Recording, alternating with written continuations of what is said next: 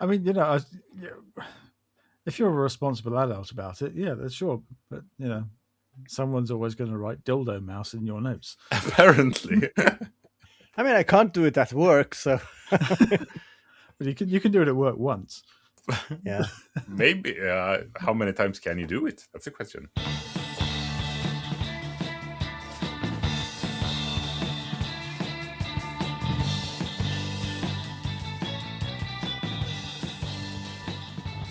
You can put it in your signature on your email and see how long it goes. I mean, someone will at some point realize, but then they will be too afraid to ask. So you might have that one running for years. Exactly. Chief consultant engineer, Euro Eng, what's the Euro engineer like? They have like a code, don't they? The old man certainly did, of whatever you're a specialist in, and then just in tiny little letters underneath, dildo mouse user. But that's the thing, though. I mean, you have. I think the teachers, at least in the old days, they were called like Can Mag. That was a short for probably something Latin that said you were a teacher of a certain rank, and then you had Can Philos or something that was if you studied philosophy. So I'm thinking, could I get philosophy? Could I get engineering manager? No, or engineering management and philosophy in my. I mean, that's hardly offending anyone if they see it. So I wonder how many years of seniority you need before you can add just Sage to your. Because I would like that, I feel. I am borderlining on it at my workplace as it is, so maybe I should lean into it already. And if you're really good at fixing things, which everybody else has been totally unable to fix, you could say it's magic, so you could be a sage mage.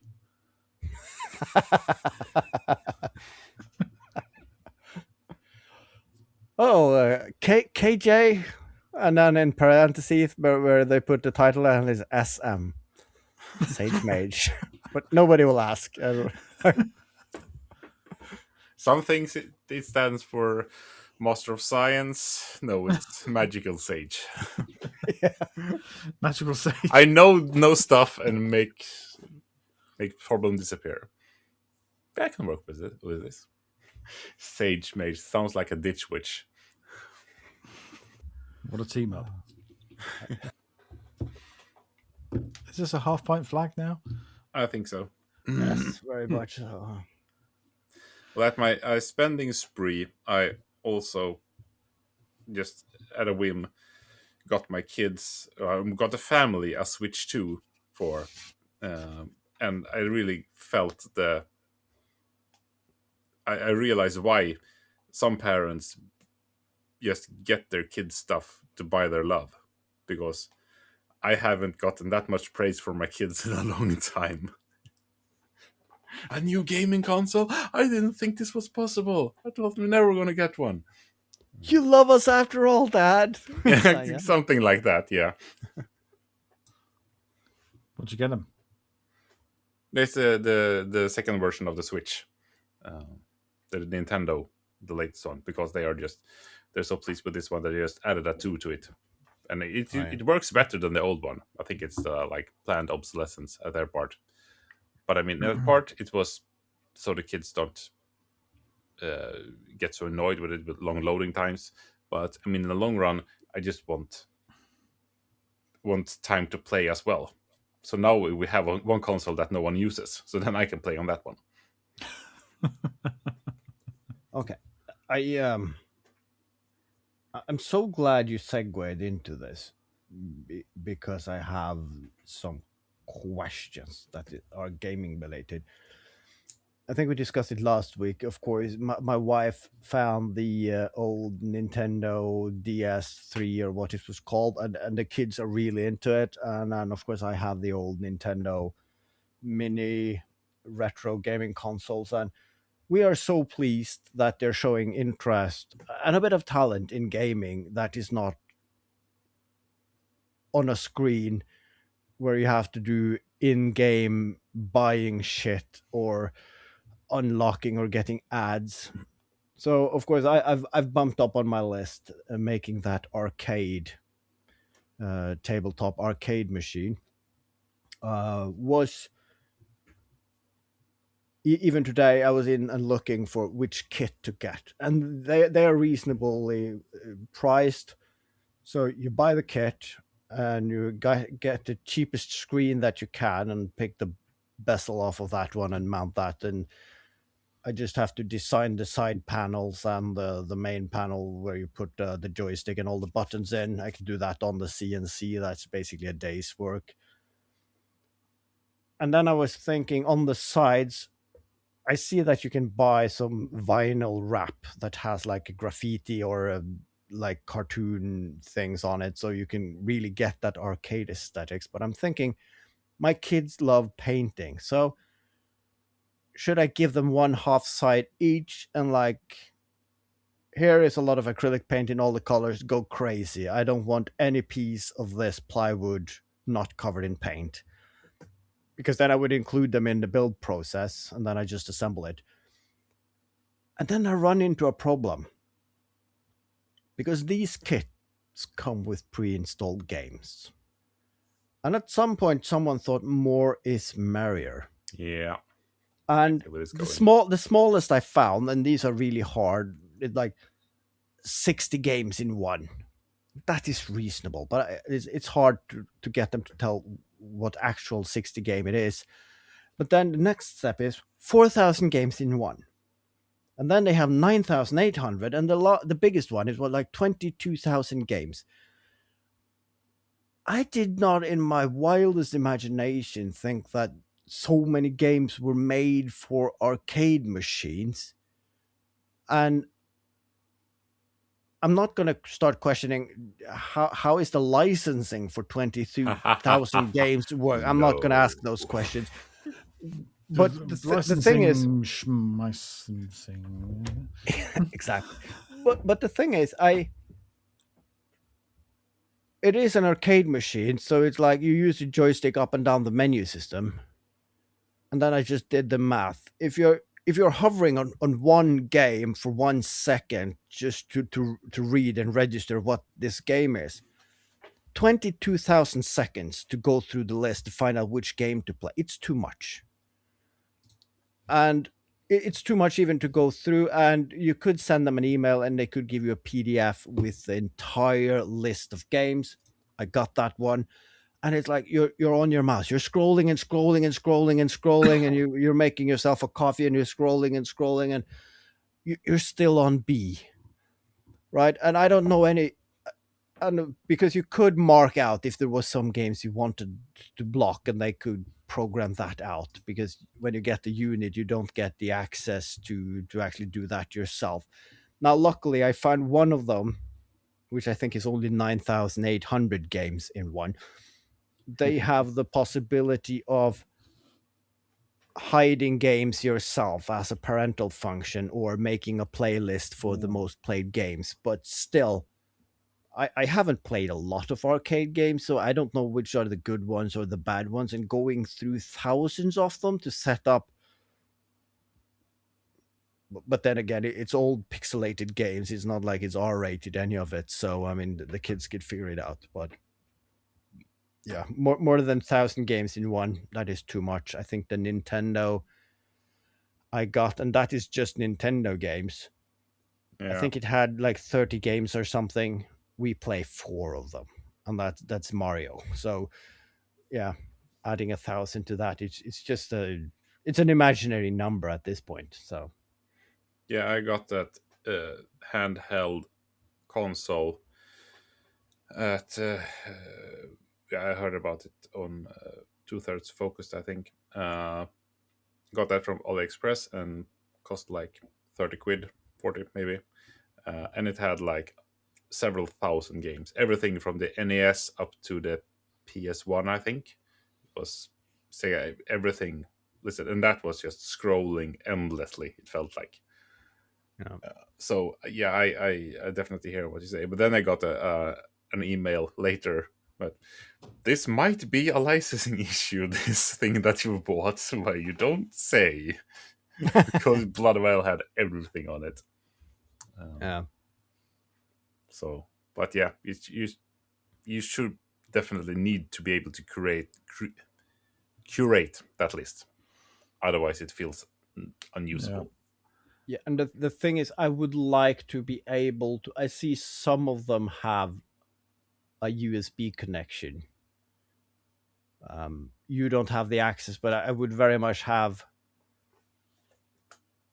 If I could connect to it with my computer and then go through the list and just disable, it's probably just a backslash and a D in front of the title or something. It's probably very easy to disable games in the menu system, but not having to do that on the three big like clown comic push buttons and that joystick, it would be nice to just connect it to the computer and just do one night of, like, they don't need this, they don't need the Tekken 1 through 20, or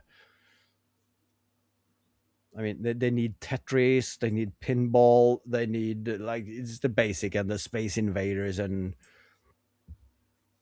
it's basically, if I go through the list and I just enable the ones I've heard about, we'll end up with a list of 20, 30 games probably. That's Yeah. That's I've just more than enough. parked some homebrew options in the chat for like a Raspberry Pi or a low powered PC, which you could install a retro game sort of focused Linux distribution on. And then, yeah, you just acquire the games from the getting place and park them on there. And then, you know, the only thing that's on there are the things that you want to be on there. yeah. I mean, I've got a retro Pi set up in the front room, which is just a Raspberry Pi 4 with a USB NES controller for playing, well, every SNES game that was ever released. But where I got them from, nobody knows. They just appeared. I just found them. Yeah, and I Found think them in a cardboard box. I think the licensing bit is like, it's, I wouldn't have bought them, so it's not like they're missing my money. And then, except I'm buying it from someone else, so I kind of buy it. Yeah, all right. So, but still, I'm not planning on redistributing it or using it or making money of it. So I think it's a harmless crime, isn't it? Yeah. It's Why was Absolutely. Daddy sent to prison? Well, you remember that arcade game you had? Well, it had 2,000 IP violations connected to it, so he is incarcerated until 2058. Well, just make sure it never goes on the internet and it'll be fine. Yeah, don't make a video of you buying it and building it and incriminating yourself and putting it out on a huge video streaming site. Well, you know, you can buy it and you can install the operating system. And of course, all the games you flashed from ROMs that you owned and bought previously. Oh yeah, Officer. I'll just pixelate the screen and Yeah, I've made my one backup that I'm allowed under EU laws. yeah, and I chose to back it up on this arcade machine. It's Just make your own game instead. Exactly. that is this was in, and the reason I remember this is it's because it was when my sister was born in 1992, and then of course my father then alternated from visiting her in the hospital before the birth and then being home taking care of me because I was a little taller, and then at that point he had a Sinclair which is a home computer system that you connect to your television, and it all has this small tape deck cassettes for storage. And you could get some popular computer magazines with games, and how you installed these games were that the code was actually printed in the magazine, so you have to write the code, copy it off Mm. the paper. And I remember he wrote like a very basic Pac-Man game and was tweaking and working on that. Now that machine was sent to the skip many years ago, but I have one container of 4 of these Sinclair magnetic tapes. I'm pretty sure there's nothing on those, but it I can't throw them away. But it would be nice to have one of those games that he wrote for one magazine at some point. But those machines are highly unstable, and the magnetic tapes are prone to decay over time. And the functioning machines now cost a pretty penny, so I'm basically not gonna go down that rabbit hole. You can buy a remade Spectrum now, but I have a feeling they're a bit like these other mini versions of like Ataris and Amigas and like the tiny. I don't think it's like a proper emulation machine inside. I think it's just like an SD card and a tiny little board, and it just emulates the games. I don't Yeah. think you can actually program them. I'm not sure if this is real or not, but I read somewhere that a group of idealists, they just found out that the old Commodore 64 brand name was up for sale or something, so they just bought it and established it again.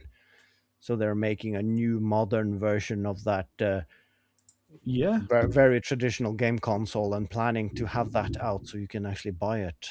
yeah, I've seen that.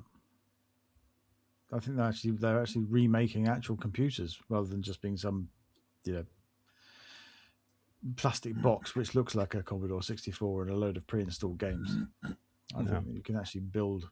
They're actually building a brand new C64, and I think there's the Amiga project as well, which is because I think Workbench got open sourced.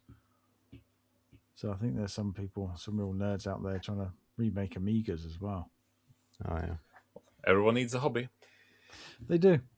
And that's it's a bit scary because I've been looking on online marketplaces, and I have found at a reasonable price, like 40-50 quids, you can get a Apple computer, the SC, which is basically the square box with the screen, and the one with a really proper design, and that's very sought after in the modding community, because you just gut the entire case and put a modern screen in, and you can run whatever. And I really want to do that, because the aesthetics of the case alone would, I could have it in my workshop, just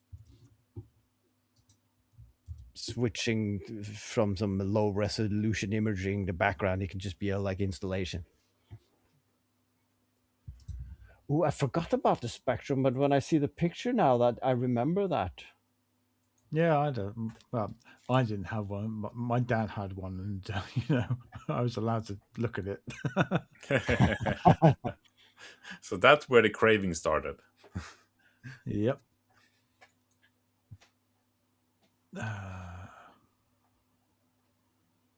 It's good when I see on the example pictures from some of the games, and it's nice when the graphic is so bad that you have to have commentary underneath describing the scene, to like, so you see something resembling a carpet and a doorway, and some bars, and underneath it says, "You are in a comfortable tunnel-like hall."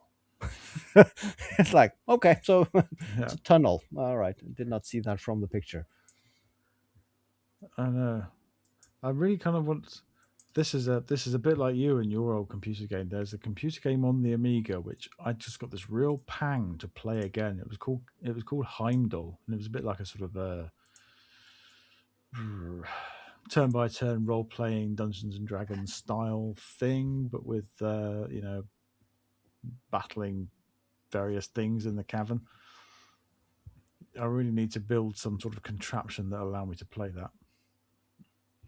I'm sure you have the means. I'm sure I do. And I mean, Not the you time. need. I mean, you need a project at work that you can work on that just having you typing on computers and that sort of stuff, and installing and fixing and doing, so it looks like you're working. Well, I am a big proponent. I've got my annual review tomorrow. Hopefully, no one at work listens to this. But I'm definitely going to be bringing back up again the idea of 10% time. 10% of your week can be used on some sort of adjacent, related, but not directly work project. Oh, you mean research? That's what they call it. Yeah. Yeah, research time. So, yeah, I'm building an Amiga emulator. I mean, In your line of work, if you just leave the case off, so you have some exposed electronics, then nobody would ask questions about it being there on your desk. And then I saw someone who took was it like these infrared like trip sensors that you put on doors for shops when the customers come in and you get that chime like you got a customer, and he routed that signal to the computer so that whenever someone passed that sensor it just pressed alt tab and then swap the window, so you didn't have to do it. So you could be sitting and gaming, and if your manager came through the door, it's like chung, automatically switch to a random Excel sheet. It would totally work. Totally. I'm now also looking at the link for the handheld game console that KJ sent. It looks like a proper piece of kit. the The only downside I can see is what we already discussed. You get two varieties: 18,000 games or 20,000 games. God damn it! When am I gonna on this handheld device get to the end of that list? yeah. I think I got an older version, so I think I only have like 10,000 games or something like that. But it works good, but it's prone to uh, crashing at points and losing save games, and not at all thinking of battery management. So it just runs out and then forgets everything. But for casual gaming, it's nice. But you shouldn't have it to do a playthrough of Zelda or something like that. Then that's not what it's made No. for.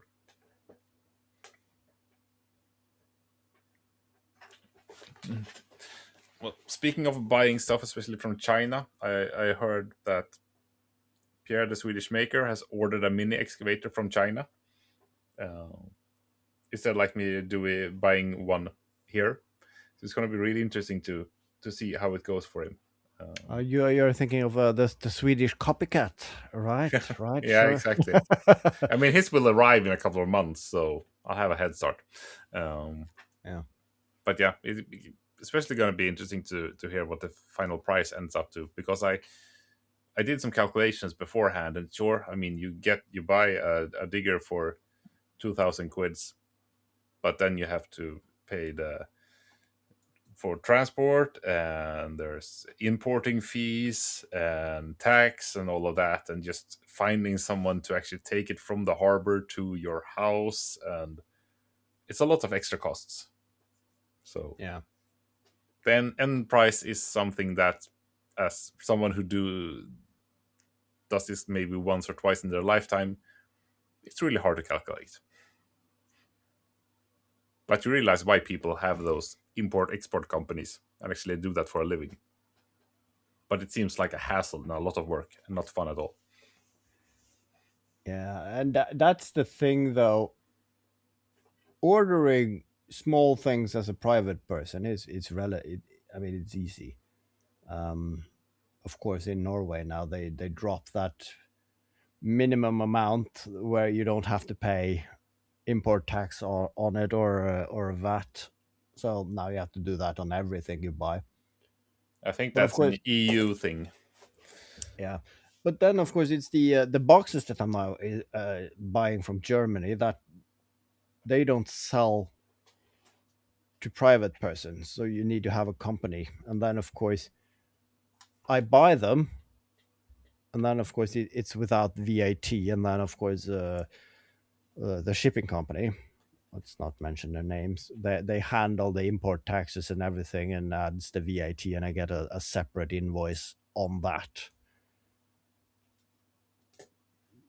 So it's not much of a hassle, but of course when I'm doing the books for the company, I need to register that, and of course you have to split it in. One thing is you're paying for the actual thing that needs to be booked on that code, and then you have the VAT is a separate code, so you need to file that, and then of course it's the transport cost, that's a different category.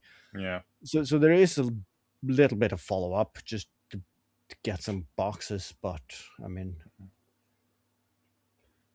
And nothing yeah. of it is hard, but if you only do it like once a year, then it's not fun.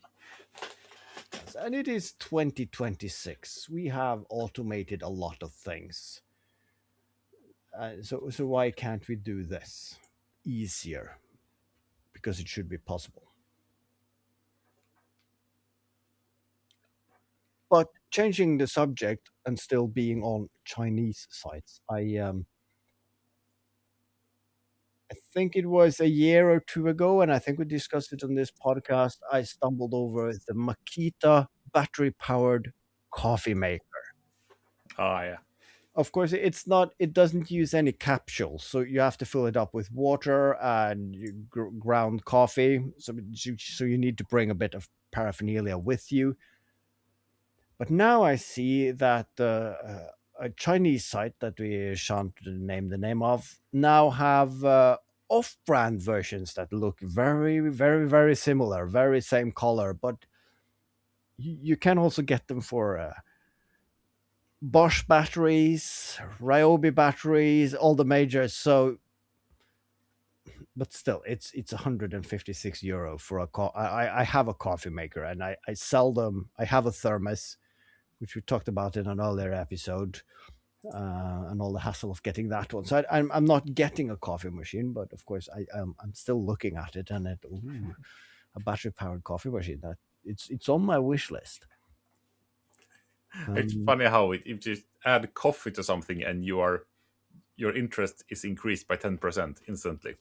yes, the algorithm know me, and the thing is, I did not get a refund on my tax this year, unfortunately, but of course in Norway this is the time where people get their holiday allowance together with your paycheck. So of course, 1 month a year, you have a bit more money to spend, and of course all the companies know that. And the one company I'm buying tools from, it's like clockwork. Every June they have a campaign on Bosch tools, and of course I'm doom scrolling, and of course I'm sorting everything from the most discount to the smallest, and then of course the biggest discounts that they advertise is like 50%, but that's on saw blades and whatnot, so that's not interesting. So I'm scrolling down until I get to the battery powered tools.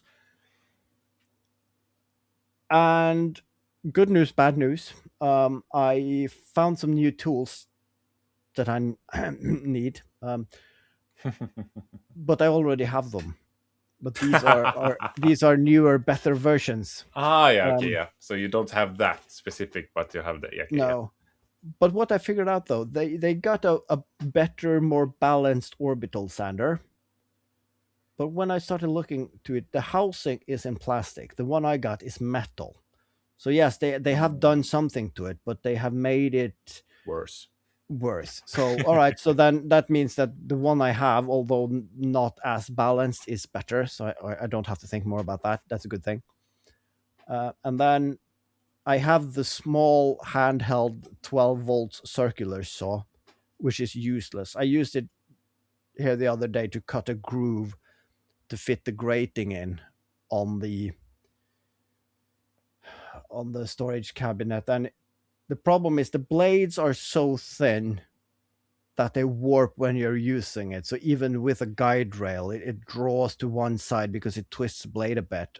you might get thicker blades to it, but then the machine is too small, and I got a full sized one that I use. So I'm selling that one.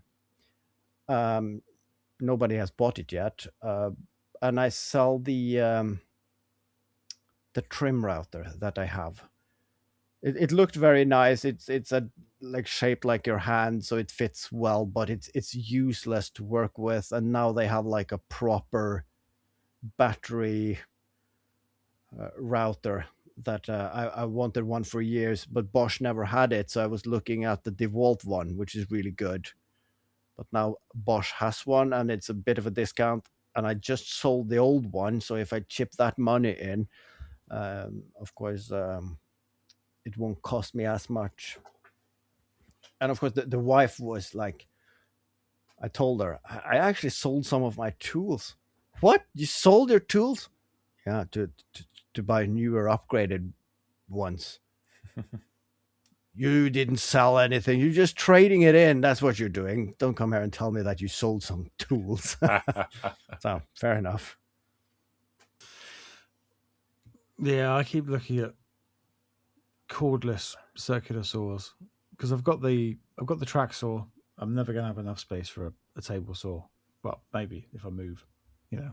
Uh, But I think a small, compact, maybe not one of the tiny little, 6-inch blade ones.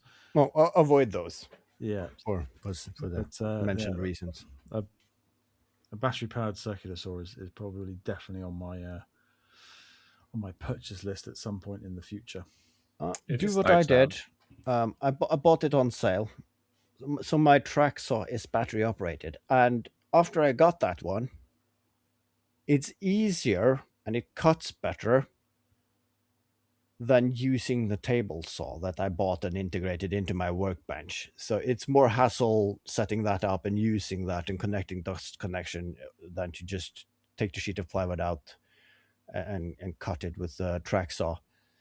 So if I got the track saw first, I would never have gotten the table saw. I mean, yes, if I had a massive workshop, but I have to open the garage door and I had to tilt or twist the table at a certain angle to get a sheet out. So it's even with dust extraction, a table saw makes a lot of mess and dust, and so I if I if I don't need to, I'm not using it. I'm using the track saw. So I mean, the track saw is better for sheet goods, isn't it?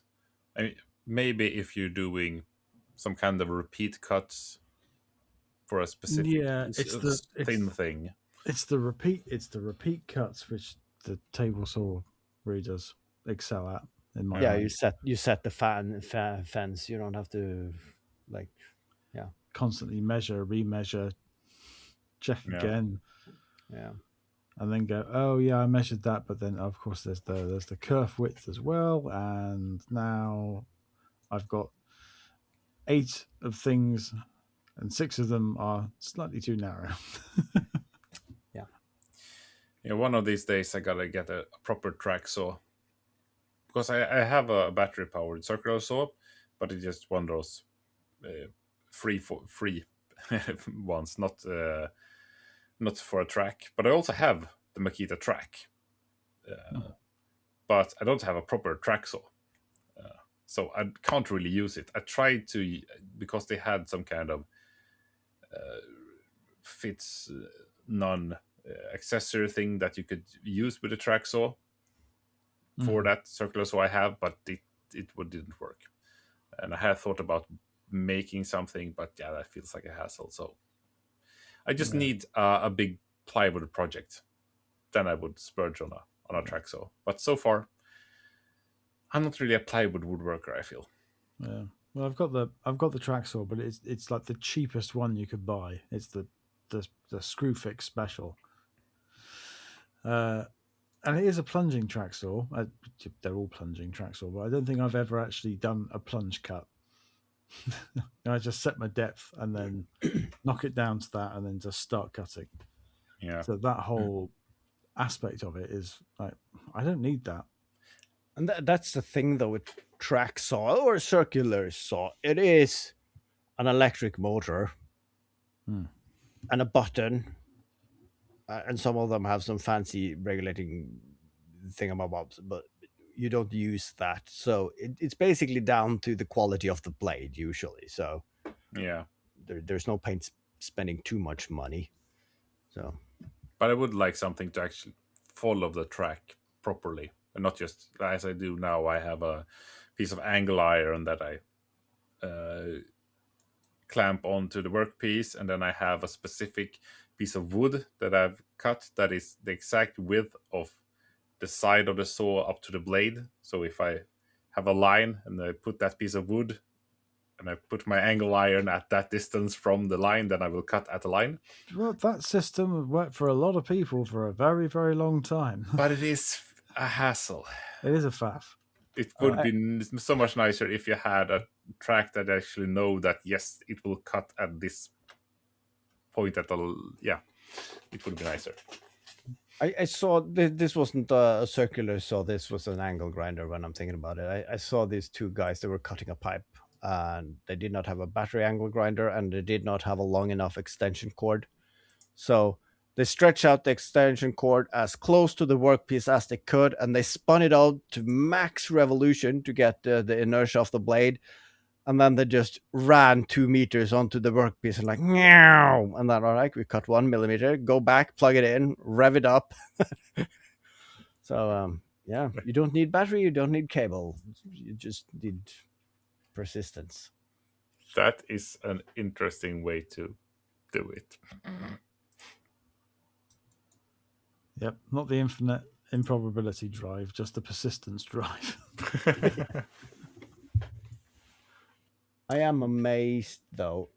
Every time I log on, someone has made something new that can be run off the 18-volt batteries for the major brands. I mean, it's fans, it's AC converters, it's lighting rigs, USB chargers, and I'm all for it. I mean, I have a lot of those batteries, and I need power to do different things. So the coffee maker, but when do you get the washing machine or the hair dryer? I mean, hair dryer is not my top priority now. But if it came with a Bosch logo on it, oh, I want it. Oh, it's called a. Oh yeah, it's a air blower. They already have that. Well, whatever it is that you just linked in the show notes, which runs off a Makita 18-volt battery, I can't look at it. No, me neither. This item is not available in your location. Oh, it's a 404 on that one. But I think it was some kind of inverter to give you 230 from batteries, wasn't it? Yeah, that was one of the things it does. And of course, it does everything else as well. Maybe I could do a screenshot of it. It's an inverter and it makes you a cup of tea. It'll make you a sandwich. It'll find your shoes. Yeah. So where's the chat? Yes, there. Copy paste. Oh yeah. There's the picture. So yeah, it's AC and it has pure sine wave USB and a built-in flashlight and yeah. Yeah, I have one of those. Yeah, or the close one. No, mine is not as. God damn it! Trying to. But it is just 550 watts. You can run your laptop off of that for 10 minutes probably, but my circular saw is 3,500 watts. It needs to be beefier than that. I just like the the lifestyle usage cutout picture they've got going on there. Available in 3 different colors, and here's 2 gentlemen drinking a beer in front of their battery inverters. Nothing says a party more than a table of battery inverters and Heineken. Yep. That's a party I would be interested in going to. Yeah, to be fair, more than a lot of the other parties I've attended. So, yeah, I got one of those inverter thingies I can't seem to find the link for it now. But so far I haven't used it. But it is nice to know that you have the ability to just have a super power bank with all the tool batteries if anything happens. But yeah, I don't think it's that useful actually, because as you say, it's not that strong. I'm so sorry. I just clicked on the link for the Moonlander, and I did not hear what you were saying for the last 2 minutes because You were playing the Moonlander game, weren't you? Yeah. I I got definitely did not do that earlier in this episode. Yeah, No, me neither. Phil is trying to nerd snipe us with dropping games in the chat while we record a podcast. Are you trying to sabotage this entire podcast? Is that it? Oh, no more than usual. because There that's will be a link in the description of this episode for anyone who wants to play because along. wasn't that a Windows game like Moonlander? I'm not sure. But coming full circle, that game is installed on a Moonlander sculpture by our good friend Mr. Tom Sachs. Of course. Of course it is. And I kind of also want to make a Saxion installed sort of like computer console thing, plywood and joysticks. At some point, it's on the very long list.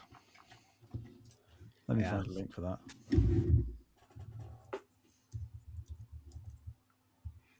Oh, the problem is this is a mini, but it has only 150 built-in Sega games. But it has the traditional style, and it is. Of course, I want to get the kit with the 2 joysticks because my kids are at that point where they are arguing and like, but you played for 5 minutes, now it's my turn. Yeah, this one has 2 players. Now, instead of bickering, you can now properly fight. Fight it out on screen. Yeah.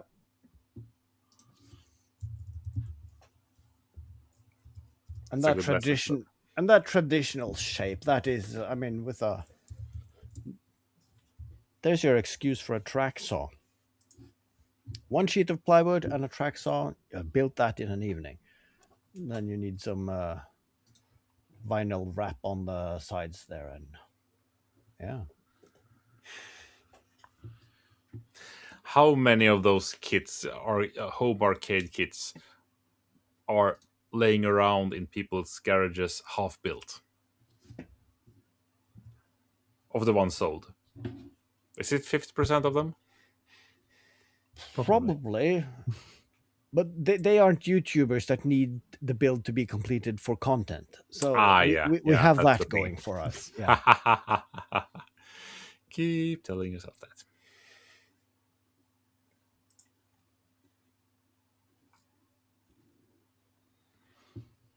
No, I just fell into the retro gaming. God damn it.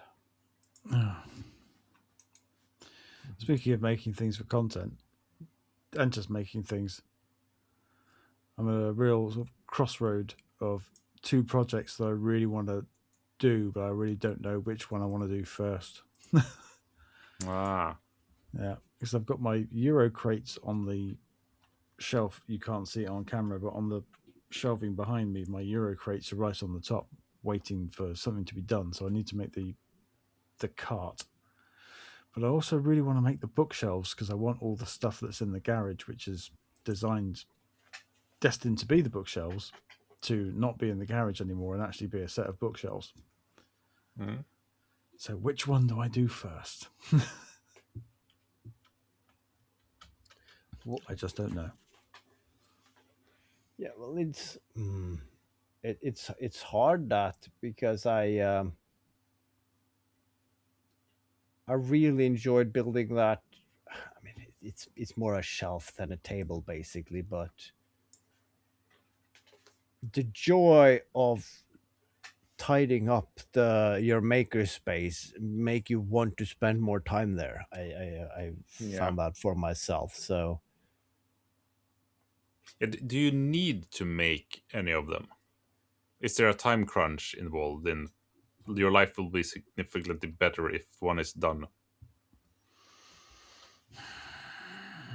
If not, do the one that gives you joy. Well, I think they will equally give me equal amounts of joy. I But suppose. which one will give you most joy doing them? Oh, tricky I mean, question. this is like falling in love. Which one can't you stop thinking about? Oh dear. In that case, I'm a fickle man, and I can't stop thinking about either of them. Well, polygamy is all fine and good if everyone involved is in on it. and there is a grace period in the beginning, isn't it, where you can date several at the same time, but at some point you need to commit, or else it gets complicated. I mean, it would be weird if you had one project in the workshop and one up in the flat, and just I have to just go down in the workshop and fiddle with a thing, and then, I just got to go up and fix a thing, and just not telling the other project about that you're seeing another project, and you ending up having two projects at the same time, and then Oh accidentally yeah. the families And, meet when you're on a resort, and it becomes a farce of it all. Yeah, and and you don't again, and you don't mix tools into projects either. So that's This circular this saw smells of plywood. I'm MDF. What what have you been up to? I can smell that pine resin on this. Is that glue residue? Well, again, all these things. It's a bit like it's like the bookshelves. The bookshelves is almost like a whole series because the bookshelves leads on to another lamp project, which leads on to the sound system project for the back room. So I need the shelves not only for my books, but I also need the shelf to be in place so I can build the lamp, so I can build the sound system. Oh, yeah. Yeah, it's And all is that a connected can now. of worms you want to open now? I want to open all the worms, all the cans, all at Yeah, once. That's the but problem. the other You've got to project choose. will that spark off a series of things? No, that's just a thing all by itself. That's not even for. It's not for the garage, and it's not for the flat. That's for work. Ah, okay.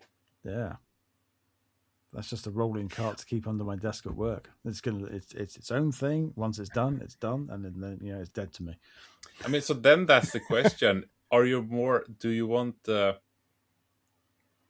single adventure, or is the start of the The full saga. cinematic universe or the 5 book series reading, or they want a short little novella one off? Do you want to start a big series? Yes, I think I need to put more thought into this Yeah. because it all requires different tool sets as well. Like the bookshelves, I've got the wood that I need to make the bookshelves, and I've got the metal bits of IKEA shelving that I'm going to use. It's a bit of an IKEA kit bashing thing going on. Yeah. But to make the bookshelves, I need my new old planer to be up and working, which means I need to get the knives and I need to get that machine Ah, all yeah. set up. One thing begets another. What a mess. What a mess we make for Yeah. ourselves. What we By start to next week, make. I will probably have made a decision, maybe.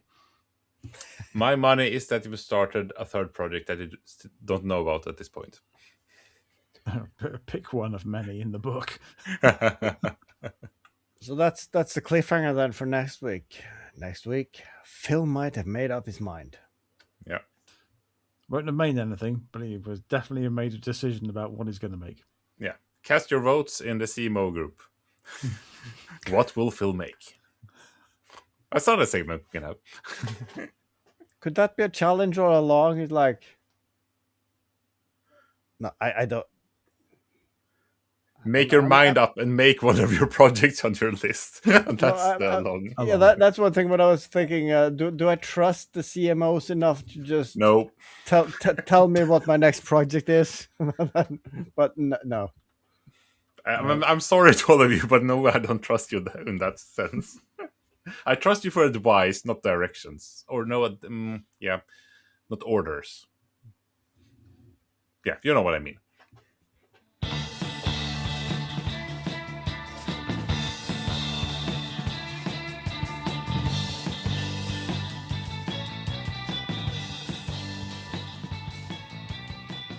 I will come to you for advice, but don't you tell me what to do. I'll come to you for advice, and then I will ignore all of you. No, I will only ignore the stupid ones. Okay, I feel I should stop talking at this point. Yes, that's. So our replacement host next week is going to be after the shock resignation of KJ. I'm just going to keep quiet for the rest. You can do this. The say goodbye part. Okay. Goodbye. That was easy. Perfect. Perfectly synchronized. It's done.